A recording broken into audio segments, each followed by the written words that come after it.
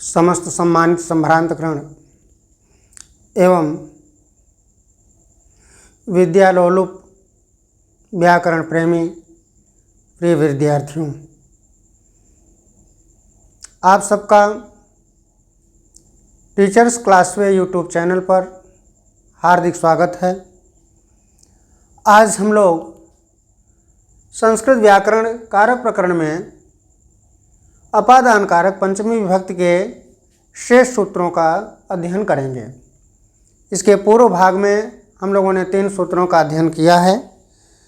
शेष जो सूत्र अपादान कारक से संबंधित हैं, उन सूत्रों को मैं आपके समक्ष प्रस्तुत कर रहा हूँ, लिख रहा हूँ और उसकी व्याख्या, उसका अनुवाद करने का तरीका पूर्ण रूपेण आपके समक्ष प्रस्तुत करता हूँ। तो सबसे पहले सूत्र हम लिखते हैं कि कौन सा सूत्र हमको सबसे पहले पढ़ना है।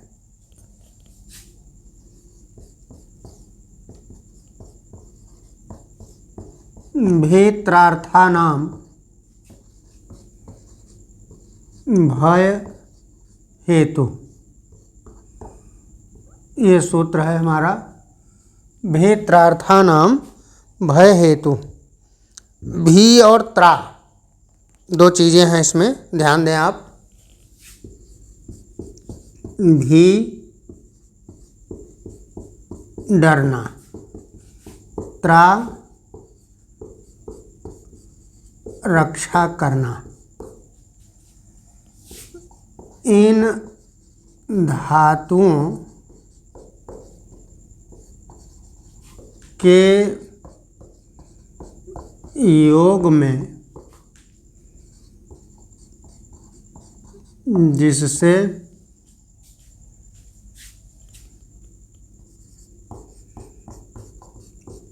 डरा जाता है या जिससे रक्षा की जाती है,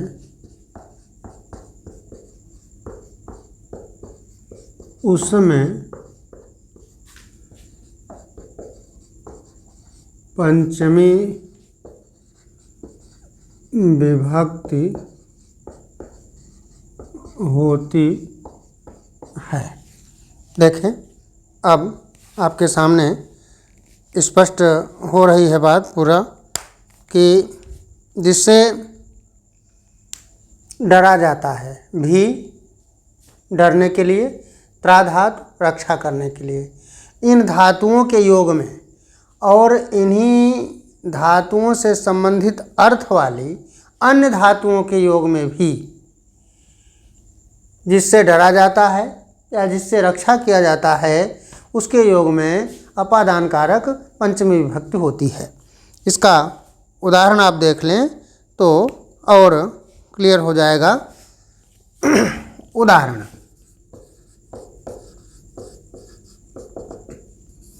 उदाहरण है भी डरने के लिए। तो डरने के योग में आप देख लें, जैसे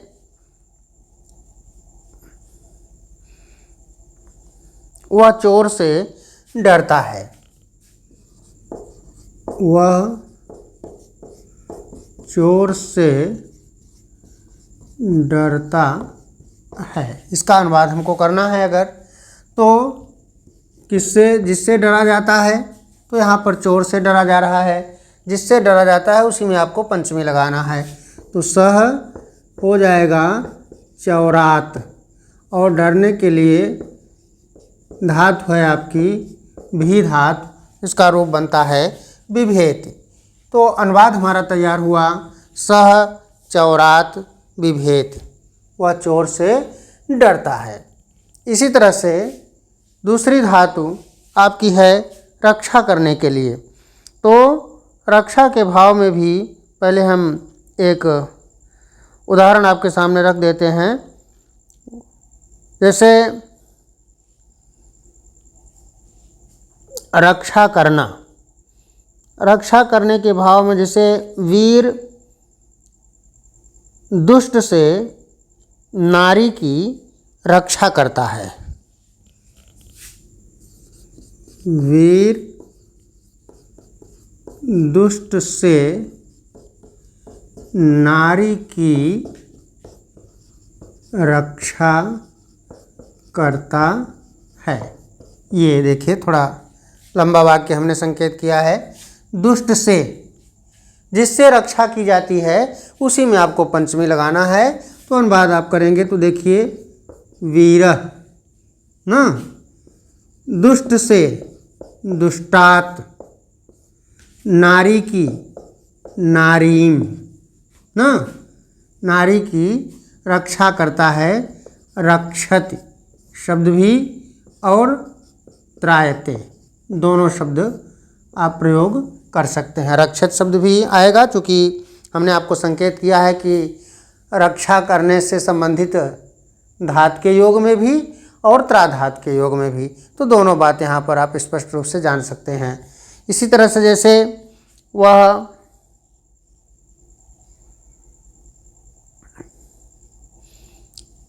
पाप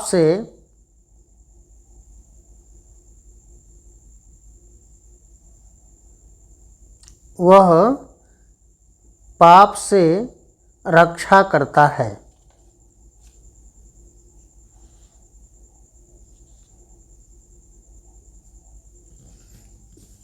वह पाप से रक्षा करता है। मान लीजिए ये मिल गया, तो इसका अनुवाद आप बनाएंगे तो हो जाएगा सह पापात, पाप से, त्रायते या रक्षत ना। ये दोनों चीज़ें हम आपके सामने इसलिए साथ साथ लिख रहे हैं कि कहीं आपको भ्रम की स्थिति न पैदा हो ना, त्रायते या रक्षत। ठीक है। जैसे बालक व्याघ्र से रक्षा करता है। बालक व्याघ्र से रक्षा करता है। तो बालक का हो गया बालक, अब व्याघ्र तो हो जाएगा व्याघ्रात ना, और यहाँ पर हो गया रक्षत, रक्षा करता है। तो इस तरह से आप देख रहे हैं कि जिससे रक्षा की जाती है ना, जिससे डरा जाता है, इन दोनों के योग में आपको पंचमी विभक्ति का प्रयोग करना है। ये स्पष्ट हो गया आपका। अब इसी से संबंधित डरने के लिए एक आध उदाहरण और आपको दे रहे हैं। जैसे राम सांप से डरता है। राम सांप से डरता है। राम सांप से डरता है। तो बन जाएगा आपका रामः सर्पात। अब सर्पात ये पंचमी लग गई और डरता है बिभेति। ये अनुवाद आपका स्पष्ट हो गया। रामः सर्पात बिभेति, राम सर्प से, सांप से डरता है। इस तरह से अनेक उदाहरण हमने आपके सामने रख दिया है। ये सूत्र अच्छे ढंग से आपको समझ में आ गया होगा। दोनों धातुओं के योग में कहीं भी जिससे डरा जाए, जिससे रक्षा की जाए, इसके योग में आपको पंचमी विभक्ति का प्रयोग करना है पूर्ण रूपेण। इसको आप नोट कर लें, अच्छे ढंग से समझ लें। भीत्रा, ये दो धातुएं हैं आपकी। भीत्रा अर्थानाम, इनके अर्थों में भय हेतु, जहाँ भय का कारण होता है ना, तो भय के हेतु में अब भय शब्द दे दिया, उसके बाद रक्षा नहीं दिया, तो एक साथ में आप जोड़ लेंगे उसको कि जिससे डरा जाए, जिससे रक्षा की जाए, दोनों के योग में पंचमी आपको लगाना है। ये आपको समझ में आ गया होगा। अब हम इससे संबंधित अगले सूत्र पर चलते हैं। देखते हैं कि एक सूत्र और आपका रह गया है पंचमी से संबंधित, उस सूत्र को भी हम आपके सामने स्पष्ट कर देते हैं।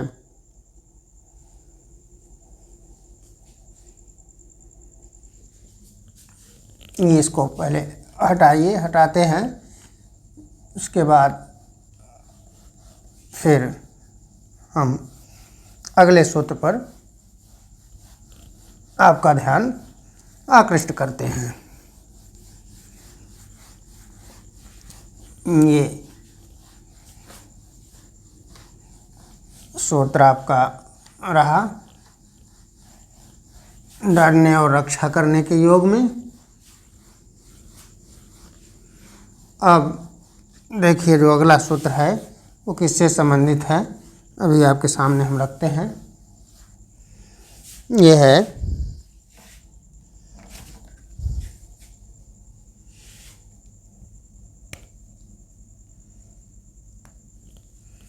देखिए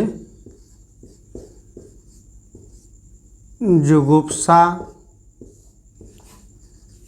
विराम प्रमादार्था नाम। जुगुप्सा विराम प्रमादार्था नाम उपसंख्यानम। अब अलग अलग लिख रहे हैं तो इसको उपसंख्यानम,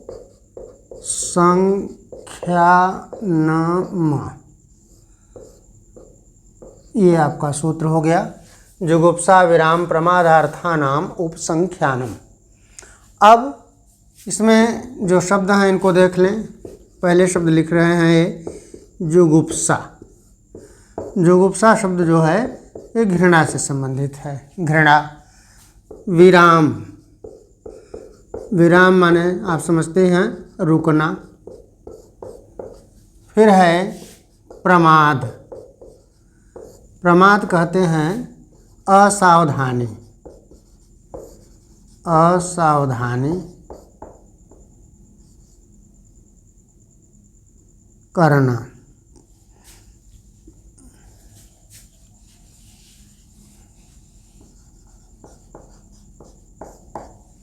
प्रमाद, असावधानी, इसी को आप और शब्द में प्रयोग कर सकते हैं भूल। असावधानी करना या भूल करना ना। इन धातुओं के योग में अपादान कारक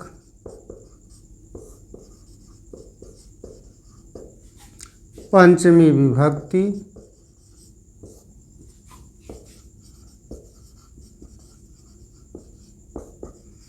होती है। ये आप देख लिए कि जुगुप्सा घृणा, विराम रुकना, प्रमाद असावधानी, भूल, इन धातुओं के योग में अपादान कारक होता है, पंचमी विभक्ति होती है। अब उदाहरण के माध्यम से आप देख लेंगे तो और स्पष्ट हो जाएंगे। उदाहरण,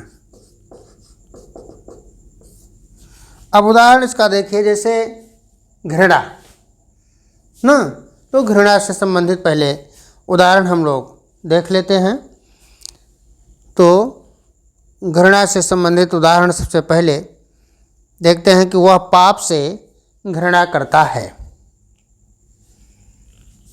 वह पाप से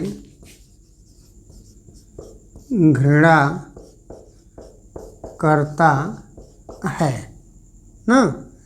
अब यहाँ पर है पाप से, जिससे घृणा करता है ना, उसी में आपको पंचमी लगाना है। तो अनुवाद आपका बन जाएगा सह पापात, पंचमी लग गई। और जुगुप्सा है तो बनता है जुगुप्सते, जुगुप्सते, ये आपका रूप बन गया। सह पापात जुगुप्सते, वह पाप से घृणा करता है। इस तरह से दूसरा उदाहरण भी आपके सामने हम रखते हैं। जैसे विराम, विराम के लिए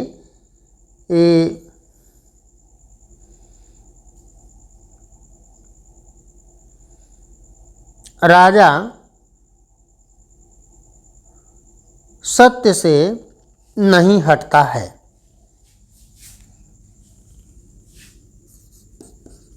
राजा सत्य से नहीं हटता है ना। तो सत्य से हटना, रुकना ना, तो सत्य से न हटना। अब राजा का आप नृपः भी लिख सकते हैं, राजा शब्द भी लिख सकते हैं। सत्य से सत्यात हो जाएगा, सीधे सीधे सत्यात ना, नहीं हटता है ना, सत्यात न विरमते, सत्य से नहीं हटता है, न विरमते। स सत्यात या राजा सत्यात न विरमते।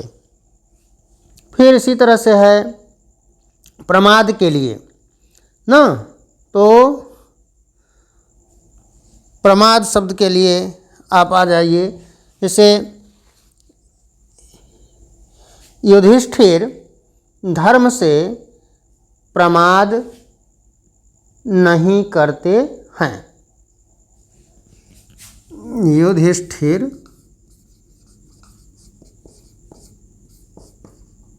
धर्म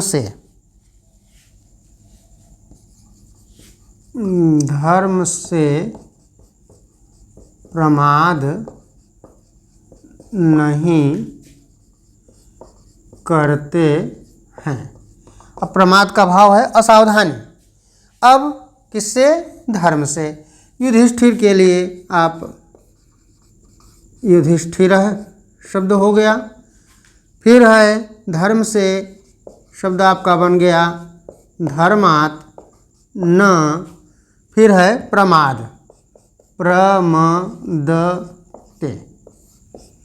ये धर्मात् न प्रमदते, धर्म से नहीं हटते हैं, धर्म से विचलित नहीं होते हैं।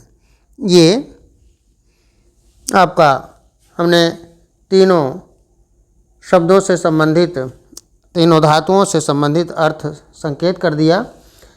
और कुछ उदाहरण आपके सामने रखते हैं। जैसे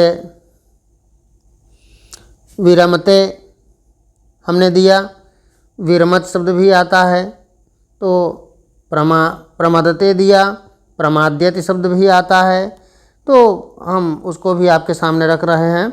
जैसे शिव पढ़ने से प्रमाद करता है न, शिव पढ़ने से प्रमाद करता है। तो शिव का हो गया शिव पढ़ने से प्रमाद करता है, तो बन जाएगा अनुवाद आपका शिवः पठनात्, पढ़ने से। अब प्रमाद्यति, प्रमाद्यति, अभी हमने प्रमदते शब्द आपको संकेत किया था। प्रमाद्यति ये भी रूप बनता है, इसलिए हम दोनों रूपों को आपके सामने रख दे रहे हैं। जैसे विरमते अभी दिया था, अब उसी का दूसरा भी रूप आपके सामने हम दे रहे हैं कि वह अन्याय से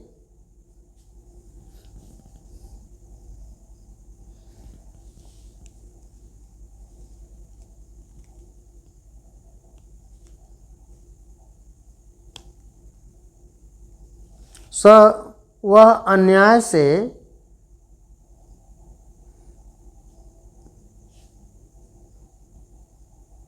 नहीं रुकता है ना। जैसे वह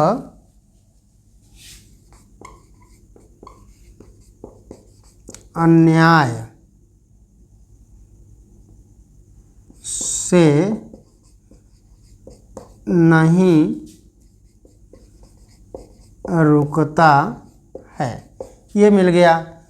तो हो जाएगा सह अन्याय, अन्यायात, ये शब्द हो गया। न विरमति, हमने अभी विरमते शब्द लिखा था, अब इसीलिए आपके सामने विरमति, ये भी संकेत हम दे रहे हैं कि दोनों रूप प्रयोग होते हैं, इसमें कोई आपको असुविधा नहीं होनी चाहिए। अब आप देख रहे हैं कि जितने भी हमारे वाक्य हैं उनमें इन धातुओं से संबंधित ही बातें बताई जा रही हैं। एक तो जुगुप्सा हुआ, दूसरा विराम हुआ और तीसरा प्रमाद हुआ। इन तीनों धातुओं से संबंधित हमने उदाहरण आपके सामने प्रस्तुत कर दिया है। जैसे वह पाप से घृणा करता है तो पापात जुगुप्सते, ठीक। वह सत्य से नहीं हटता है, सत्य से नहीं भागता है, सत्य से नहीं रुकता है तो सत्यात न विरमते, न विरमति, दोनों शब्द प्रयोग कर सकते हैं। युधिष्ठिर धर्म से प्रमाद नहीं करता है, धर्म से असावधानी लापरवाही भूल नहीं करता है तो युधिष्ठिर। फिर धर्मात न प्रमदते, न प्रमाद्यति, दोनों शब्द का प्रयोग आप कर सकते हैं। आगे हमने संकेत भी कर दिया है, शिव पढ़ने से प्रमाद करता है तो पठनात् प्रमाद्यति, पढ़ने से उसको असावधानी है, लापरवाही है। इससे वह अन्याय से नहीं रुकता है, माने अन्याय ही करता है, एकदम निश्चितता संकेत हो रहा है। तो सह अन्यायात न विरमति, न विरमते, इस तरह से आप देख रहे हैं कि तीनों धातुओं से संबंधित उदाहरण हमने आपके सामने प्रस्तुत कर दिया है और आशा है कि आप अच्छे ढंग से पूरी बात समझ गए होंगे। इन धातुओं से संबंधित बातें ही आपको ध्यान में रखना है। यदि इस तरह का कोई भी उदाहरण आपके समक्ष प्रस्तुत होता है तो आप अनुवाद करने में जरा सा भी कहीं भी अपने आप को असमर्थ नहीं पाएंगे, अपने आप को भ्रमित नहीं पाएंगे। आपको तुरंत इस सूत्र का सहारा लेना होगा और इस सूत्र के आधार पर, बताए गए नियम के आधार पर आपको अनुवाद करना है। तो अनुवाद में किसी प्रकार की कोई असुविधा नहीं होगी, कोई आपको दिक्कत नहीं आएगी। पूर्ण रूपेण एकदम शुद्ध आप अनुवाद संस्कृत में कर सकते हैं। ये अपादान कारक पंचमी विभक्ति से संबंधित आपके सूत्र रहे। इसके पूर्व भाग में हमने जो सूत्र थे अपादान से संबंधित उनको संकेत कर दिया था, व्याख्यायित कर दिया था उदाहरण सहित। आज इन दो सूत्रों को आपके समक्ष प्रस्तुत कर दिए हैं। उदाहरण भी आपके सामने विस्तार से रख दिया गया है, व्याख्या भी हमने अलग अलग करके पूरा आपको विस्तार से बता दिया है। हमें आशा ही नहीं पूर्ण विश्वास है कि आप अच्छे ढंग से हर शब्दों को, हर धातु से संबंधित शब्दों को समझ गए होंगे और इनसे संबंधित कोई भी वाक्य यदि आपको संस्कृत में अनुवाद करने के लिए मिलता है तो आप इसी तरह से प्रयोग करेंगे, इसी तरह से अनुवाद करेंगे, आपको किसी प्रकार की कोई असुविधा नहीं होगी। आज इतना ही, इन्हीं शब्दों के साथ हम अपने वाणी को विराम देते हैं और फिर अगले भाग में हम लोग षष्ठी विभक्ति संबंध कारक पर अपना ध्यान आकृष्ट करेंगे। तब तक के लिए बहुत बहुत धन्यवाद।